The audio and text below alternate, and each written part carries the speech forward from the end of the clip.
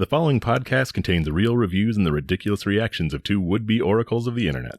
The opinions expressed and presented are mere musings, so please humor their hijinks with a laugh and not by taking anything they say seriously. Seriously.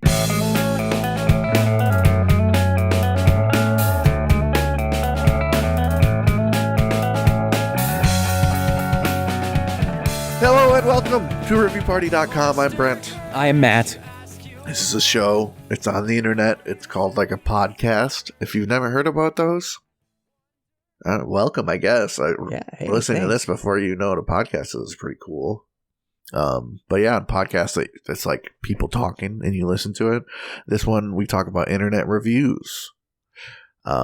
Places like Yelp, Google, Amazon, the Three Wolf Moons, the jelly beans that make you toot, the banana slicers that are kind of useless but kind of funny, all that kind of good stuff. Falling down a hill, but your pants stay on type reviews. It's all here. It's all here, and if you can't get enough, we got a whole lot of it. So yeah, I can feel the pull. I can feel the pull of this Scarecrow audience member demanding we get into a review. I'll start. This is from Amazon. For the El Yucateco Black Label Reserve Habanero Hot Sauce 4-ounce 6-pack, 5,000 average Scoville units, gluten-free, sugar-free. Man, I forget how wild hot sauces can be. That's just going to a store and you see all those like Demon's Nuts and Atomic Bunghole. Yeah, this one's rather tame. The tame in name. Yeah, it's El Yucateco, which is just a brand. Usually they're green. This one's black. In my review it's the regular El Yucateco, but a little bit smokier. Therefore, it's the best hot sauce ever. Okay. But don't listen to me. Listen to G-Man. And G-Man uses parentheticals after every sentence. I'm sure I'll be able to achieve that stylistically. But yeah, here we go. It's not as hot as you think. No vinegar. And a flavor that will make your mouth tingle. This is my number one go-to hot sauce. It is hot, but it almost has a sweet flavor with it. So good. How it does this without sugar is a mystery. It must be the peppers used. Another nice thing is there is no vinegar in it at all. Just flavor. The vinegar taste is not missed. They almost still have it. I want peppers, not vinegar. It is not as hot as the green Salsa Verde from El Yucateco, another great sauce. It is black, which is weird, but once you taste it, color means nothing. It goes great with cheese or anything that has cheese on it. Think pizza. I use it on everything, including vegetables. Spot on. You won't be disappointed. I would get a 6-pack. It is a great deal. 5 stars. Oh my goodness. All we need to do to defeat racism is start tasting everybody. Once you taste it, color doesn't matter. Oh, this guy tastes the same as that guy I ate last week.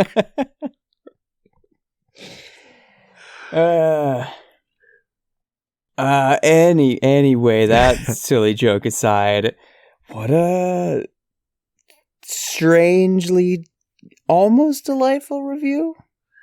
Yeah, it's walking that fine line between annoying, helpful, entertaining, and stupid. I feel like he enjoyed writing it and felt like he was being super informative and helpful for everybody. And also just giving himself free reign to geek out over all the Yucateco, whatever sauces there are. How it does this without sugar is a mystery. It must be the peppers. He's solving mysteries in real time with his hands. Yeah, particularly sometimes when you roast or smoke various foods, there's some caramelization happening. There might be a little sweetness brought out in it. I don't know. Maybe it could happen. But between that and the other, another nice thing is there is no vinegar, just flavor. Thank you. I've never really griped at a hot sauce having vinegar in it.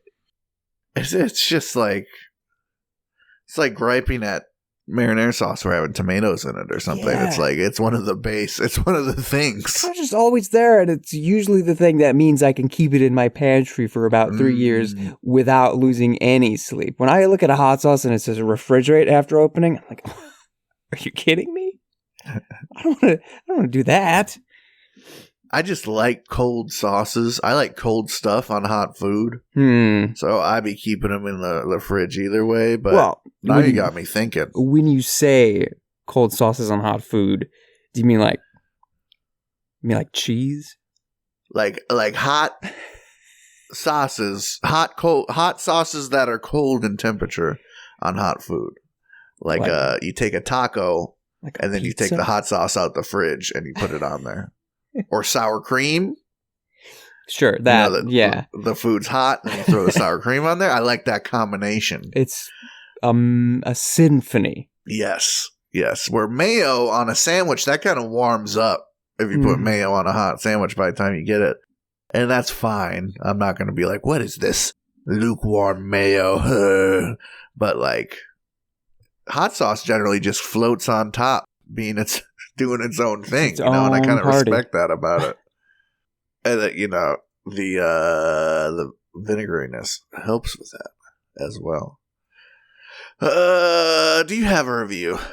Yeah, I'm trying to decide where I want to go here because that was a nice food-centric review. So, yeah, this is a decent enough one in length and content, I'll say. I'll save the bad one for later. This is a Google review of the Selenite Crystal Digging Area. It's a wildlife refuge. I was just scrolling around Google Maps, and I was like, there's a big white spot there on the map. And it's like Salt Plains National Wildlife Refuge. This is a big old expanse of dirt and mud where you can dig for crystals, I guess. So here's what Sasha Patiras has to say about it. The Selenite Crystal Digging Area was a fun time. It's nice to be out in wide open spaces. Make sure to pack water, snacks, and sun protection. I like to take a beach chair to sit in for breaks, towels, a second set of clothes just in case, wet wipes, and a jug of water for rinsing hands and feet before getting in the car, because I'm fancy like that. If you're a clean freak like me, know that you will need to get a car wash soon after visiting and detail the inside of your car. Sand will get in there no matter how much you try. Also, if you're a city person like me, know that you are going to be in the middle of nowhere, so plan to use their bathroom on site just inside the gate to the left, or try to find a gas station in on the way. We saw and heard birds on the Salt Plains. The cows on the way invoked so cute, and we heard them mooing. Like I said, I'm a city girl and a vegan, so I was excited to see them. There is a lookout at the entrance to the Salt Plains gate that you can go on to take pictures or just view the expansiveness of the Salt Plains. Expect to spend hours here, as it is easy to do. I'm not going to read her comments on the restrooms and dog friendliness. She rates it 5 stars. Everybody that lives in the city needs to go out in the sticks, and everyone that lives in the sticks needs to go out in the city. Experience the world. Experience it all. Staying in your hometown. Yeah. It's wild. It always, a core memory of mine is like going to Wisconsin Dells, being on, taking a ride on the famous ducks. Oh, yeah. Those are like old World War II vehicles that you can, that are land and water. It's like a bus that just drives into the river. Yeah, it's like a convertible bus that just goes into the river. And it really just, okay, we're going in the river now. And you just sort of drive off down a hill and you're in the river. You just trust. But when it's a whole little tour. They tell you history of the area. It's a little thing. It's a nice little thing. Shout out to the ducks. But I asked my dad, in the forest part of it, why do we stop and look at deer every time there's fucking deer, and why are people taking pictures? And he's like, "Oh, people in the city think that shit's crazy. They've never seen anything like that." And I was like, "Oh." So yeah, seeing like a quote city slicker like get out her little disposable camera and just because there's some like a couple 2-3 deer eating over there. They probably bait around there just so deer come. But honestly, yeah, so it blew my mind. I couldn't. There's more deer than I wanted to fucking look at where I grew up. I was sick of looking at those ugly. Thank you. Somebody finally gets me. So they get those long whiskers sometimes that just hang from their stupid little faces. Like, get out of here. Yeah, they're like the rats of horses. Yeah, they're dumb, idiot, tall dogs. They taste good as hell, though. They're pretty good. I tell you what. But yeah, this is all to say, whatever you are used to, get out of your comfort zone a little. And good on this lady for doing it. Yeah, maybe she could, embrace a bit of the dirtiness of her car. Sure. It is annoying getting sand in there, but nothing a free vacuum at the local I don't want to say washing machine, car wash. That's what they call it. Well, not fix. One thing that I don't really understand, like she said she was excited because she heard birds and cows, but then she had the comment. She said she's I'm a city girl and a vegan, so I was excited to see them. See them out in their natural habitat out there, I guess. Maybe, but if there's that's not just like the famous wild cows of the salt plains. I can't imagine. I'm sure that's somebody's farm where these cows are either being milked or being ate up eventually. Sure.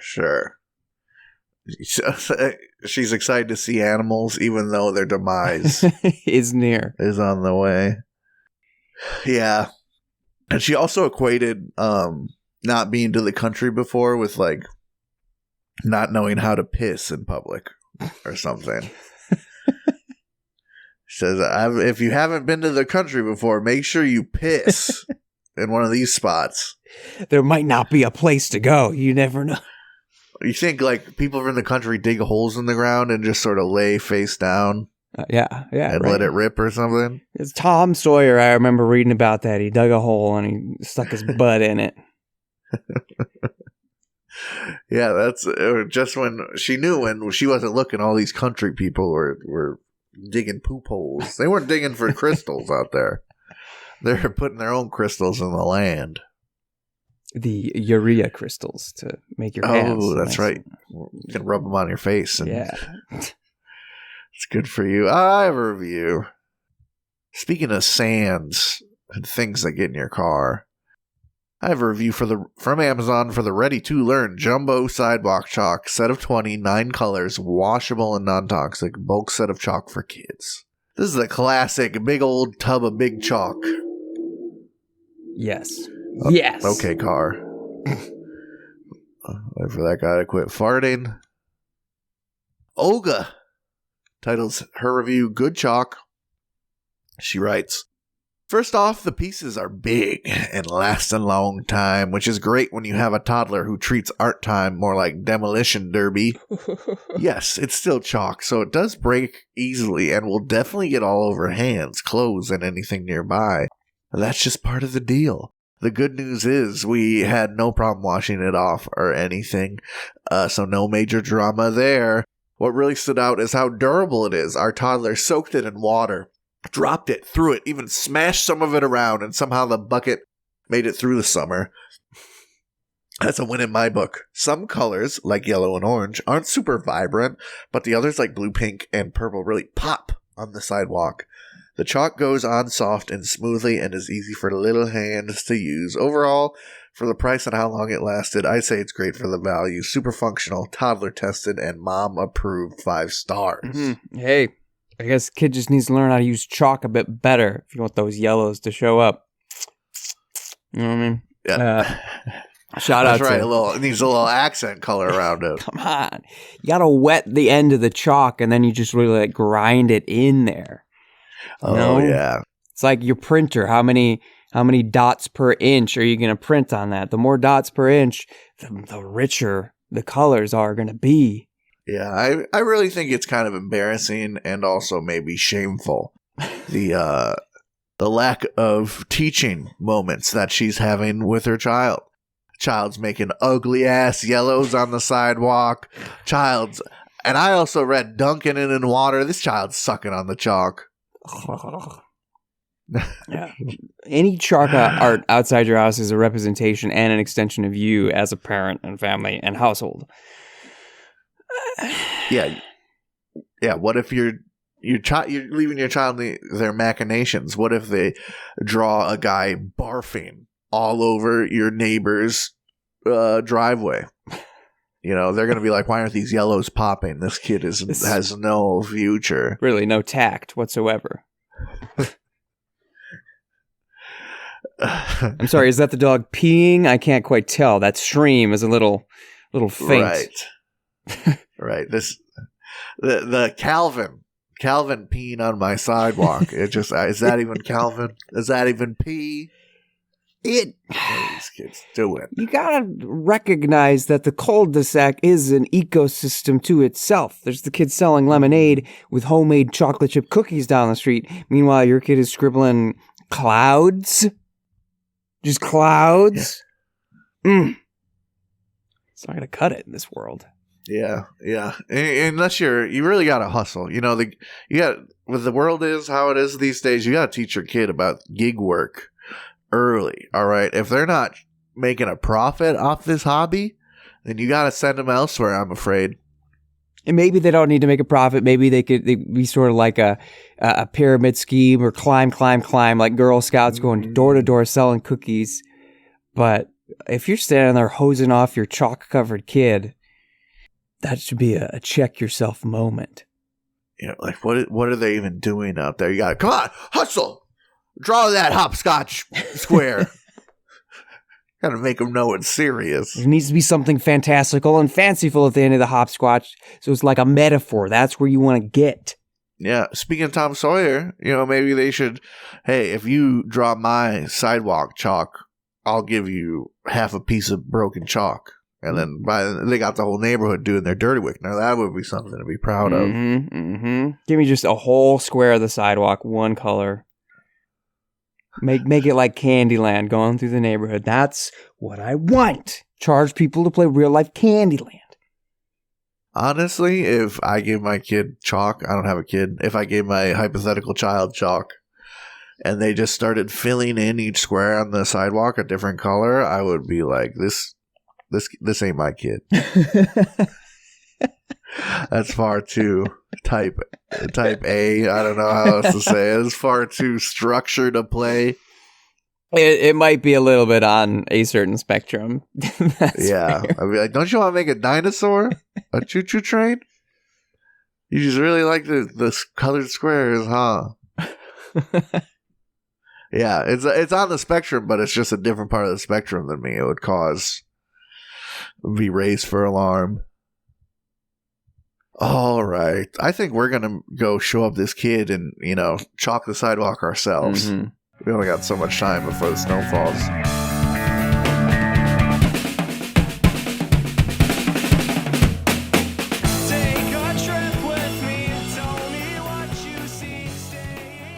Hey, everybody. Thank you for listening to our lovely little podcast.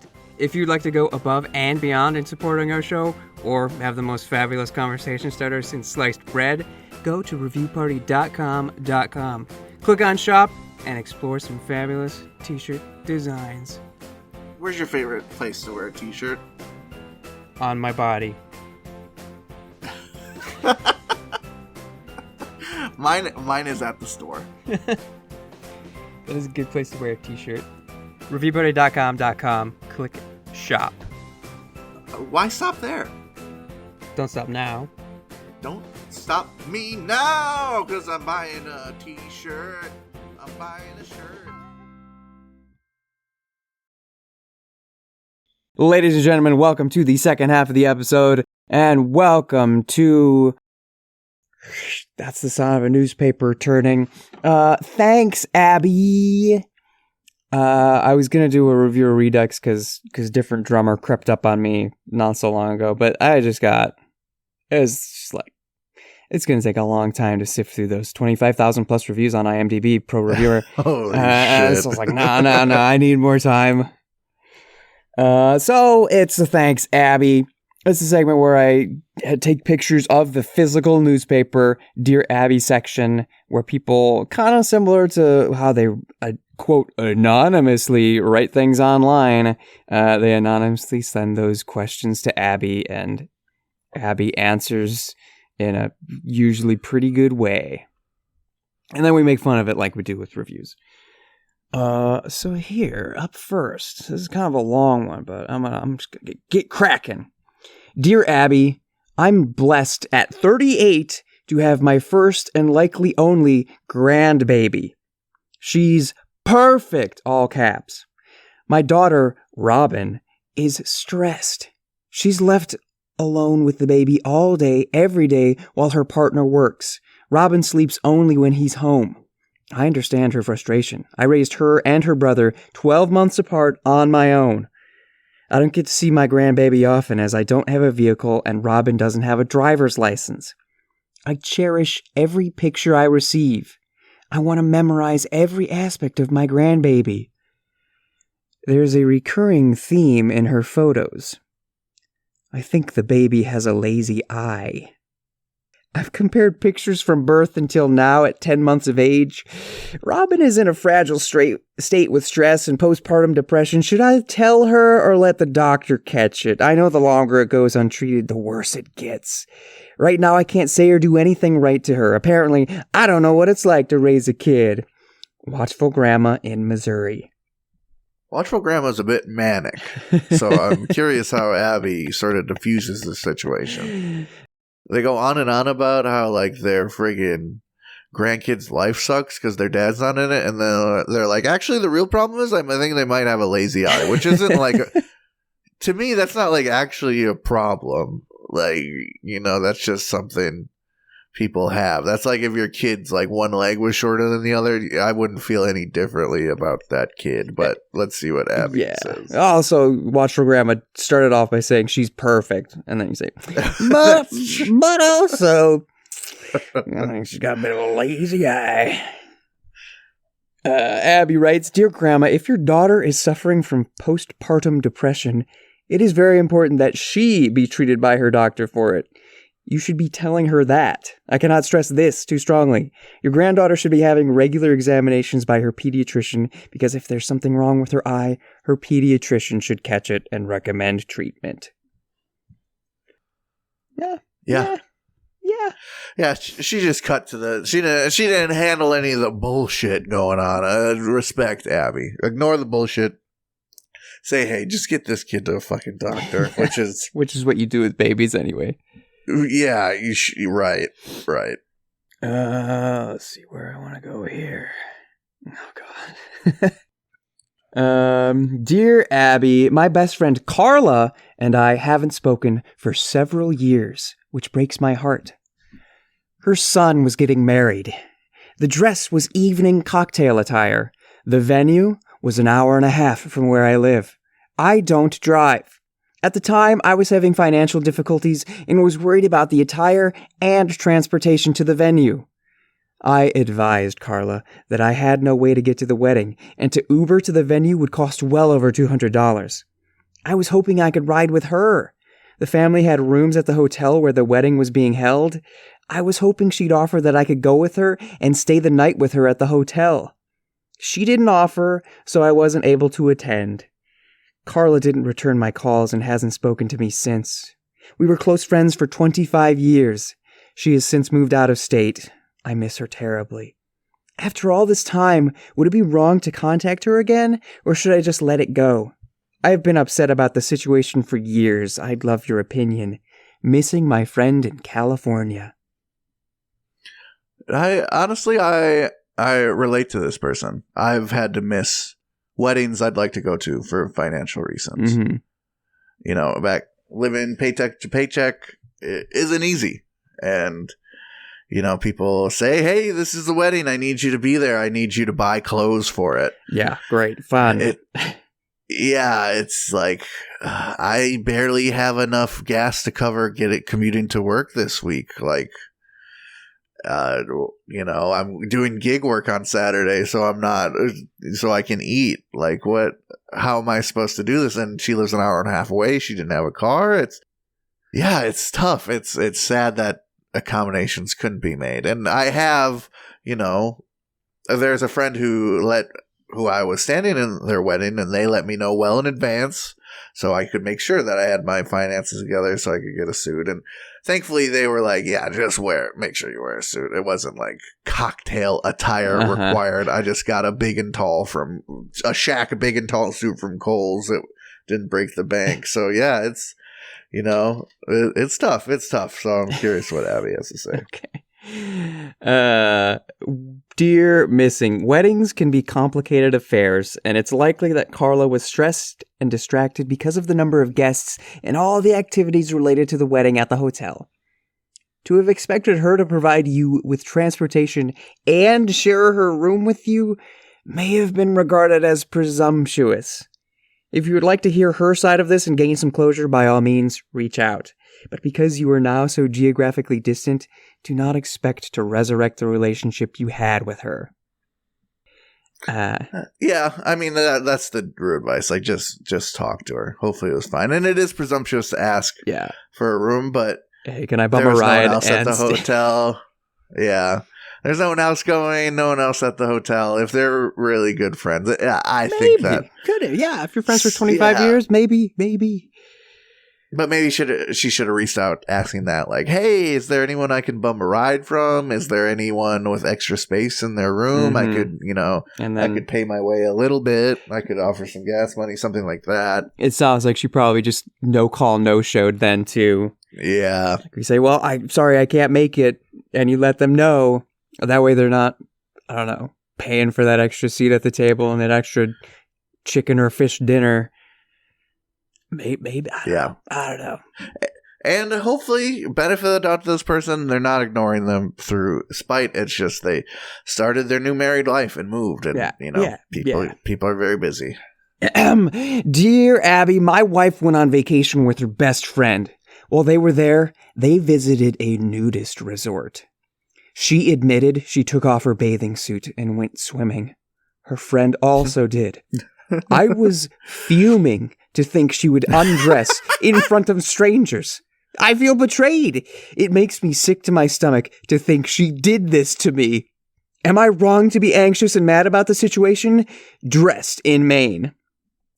Do you own your wife's naked body? Is that your fucking possession that you keep in a fucking box? Apparently. Yeah. If my wife did that, I'd be like, huh? I would be confused, like that's something you mess with.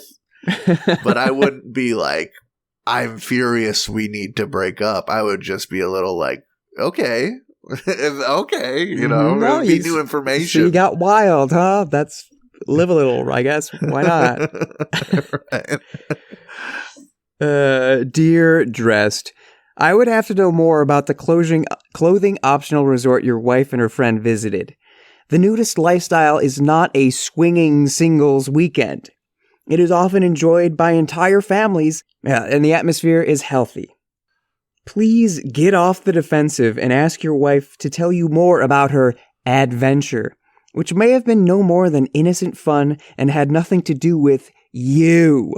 You do not own her body, just her heart, if you are lucky.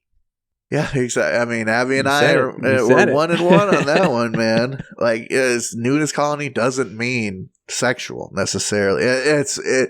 Which is it's something that I too have, qualms about, would feel weird about if I went. I can't say that those feelings aren't there for a reasonable person, but like, come on, man. Like, are you a fucking Quaker? Like, what? What is going on here? Bro's quaking. Yeah, he is quaking. It's not like she went to a news county and then fucked a bunch of dudes. She just went skinny dipping. They were probably all old, gross people. Yeah. Which is probably why she felt kind of comfortable. It's like, oh, no one's here to look at anyone else because there's nothing much to look at. I got one more for us. This is the ender. Dear Abby, my longtime friend, let's call her Cindy, is 6 months pregnant and has started sharing name ideas with me regarding her baby. It's a girl. For some reason, Cindy will hear a word she thinks sounds pretty and think it will make a great name for her daughter, regardless of the meaning of the word. I had to beg her to stop considering chlamydia as a name. She finally agreed after I repeatedly emphasized the bullying her daughter could receive over that name. Now, she has her heart set on the name Cliché, and seems to think as long as the name isn't an STD, everything will be fine with that choice. She's now calling me hypercritical, as this is the 4th name I've objected to. Bidet and Chalet were her other selections. Cindy's family doesn't seem to care and even agrees that chlamydia sounds lovely and she should go with that name. I'm at my wit's end. I only want to help an innocent child avoid a lifetime of ridicule and stress. What should I do? Normally named in New York. I have no idea. Abby, help. This person, this neurotypical person thinks that the world will not harm anyone or anything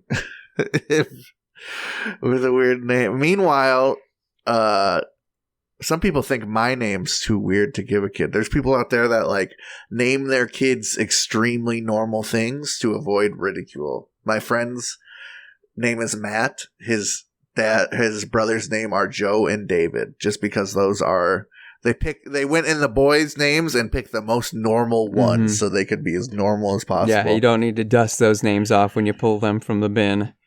Yeah, which I don't think is necessarily the way to go, but this is definitely way too far extreme the other way. Dear normally named, there are none so blind as those who will not see, and none so deaf as those who refuse to listen. Abby's pulling up some poetry. Suggest Cindy might like the Greek names Callista, Lydia, Olympia, or Andromeda. A constellation was named after Andromeda, a beautiful daughter of a Greek myth.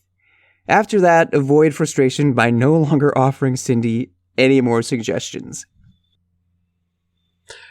I mean, I think it's cool that Abby pulled out some names that sounded like the name she was going for to give her some, like, okay, I see what you're going for. Here's actually the kind of vibe. Here's the actual names in that vibe that you can have, which are still very unique and I don't want to say extreme, but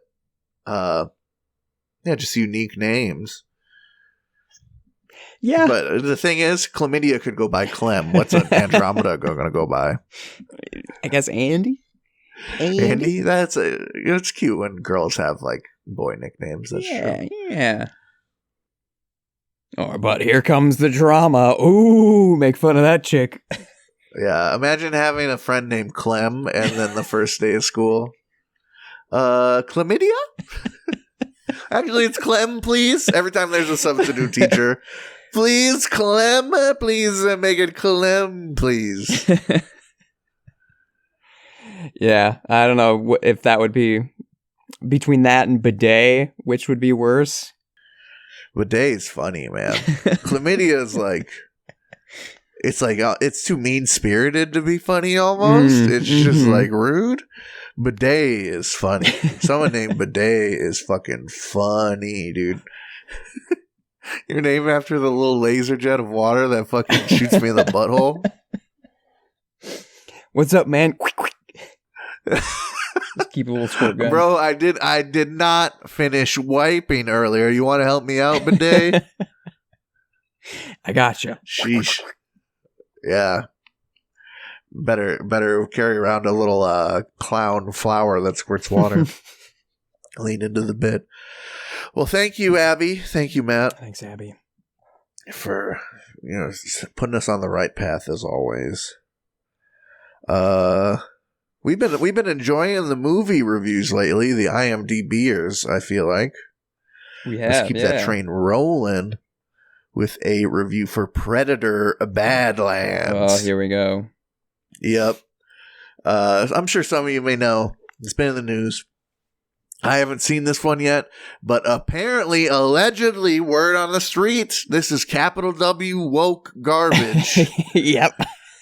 Because there's a girl in it or something. So, yeah. If you're a listener, you know how we feel about that shit. Mm-hmm. But I'm sure we'll get into it with a review by another guy named Nick. See, you could have a name like Nick, and then everyone will think you're normal. Just another guy. Titled, "It May As Well Been a Generic Disney Adventure Film." They write, "Whose idea was it to turn Predator into a beat-for-beat Disney-style adventure film? This Predator in name only. There is virtually none of the horror, tension, and atmosphere from the original. It feels like a cardboard cutout generic kids movie. It may as well been a Disney Channel original. I could not believe they included every stereotype. The quirky, annoying sidekick who asks endless questions while traveling, the cutesy creature the audience is supposed to adore, the force-found family dynamic, the overtly evil villains with shallow motivations. It seriously reminded me of like this straight-to-DVD kids movies my parents bought for me when I was a kid. Unbelievable. 6 out of 10 stars." Man, how dare they change the genre on something really good? That's like if you took like Alien and like tried to change the whole vibe and like take that universe and do something different with it. It's like, what if they took Alien and they, instead of just being one alien, it'd be multiple aliens? That'd be really stupid if they did that. No, what are you saying? It'd be like if you took one genre movie villain from the same universe as another genre movie villain from the same universe and made them versus each other. How stupid would that be? I mean, kind of stupid, but also fun. Yeah.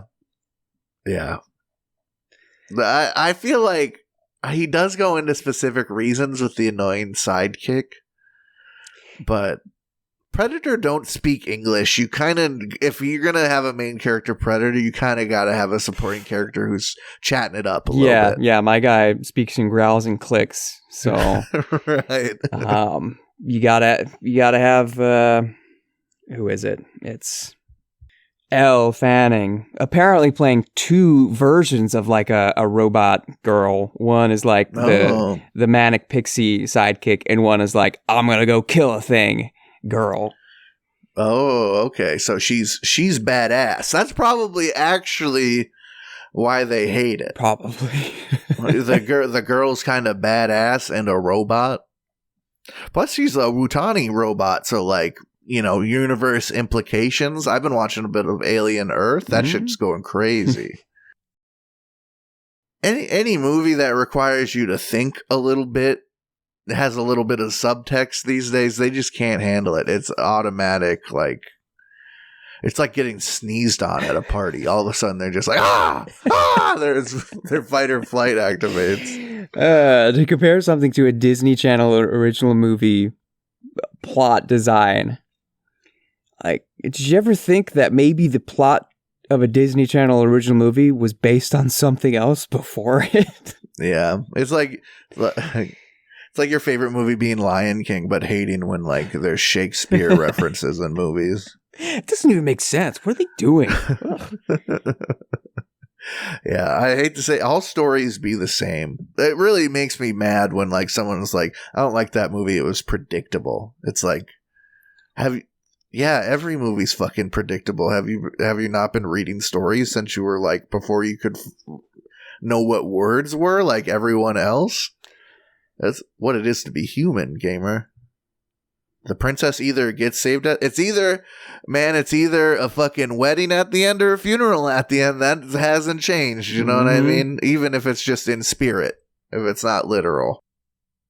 So, yeah, just This movie looks sick. I can't wait to see it. Well, as long as we're talking about stories and how nothing's new, there was an era when something was new and fascinating. I've got a Goodreads review of The Adventures of Captain Underpants. Yeah, you making me eat my words right here. Original tales, for sure.